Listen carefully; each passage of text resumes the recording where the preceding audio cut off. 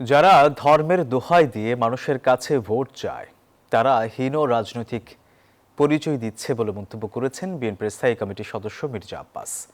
রোববার শাহবাগ থানা জাতীয়তাবাদী উলামা দলের আয়োজনে বেগম জিয়ার রুহের মাগফিরাত কামনায় দোয়া ও তাফসিরুল কোরআন অনুষ্ঠানে অংশ নিয়ে তিনি এসব কথা বলেন দেশ ও দেশের বাইরে থেকে একদল তার ব্যাপারে মিথ্যা অপবাদ দিচ্ছে, অথচ তারা এই হাদিয়ার নামে চাঁদাবাজি করে এবং বিএনপির নামে বদনাম করে।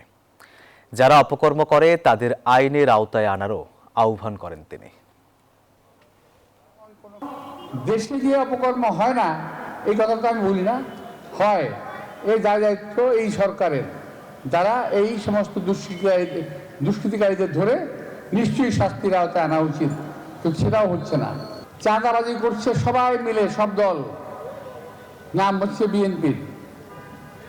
অন্য দল নেয়, হাদিয়া নেয়, আর বিএনপির নামে চাঁদার কথা বলে।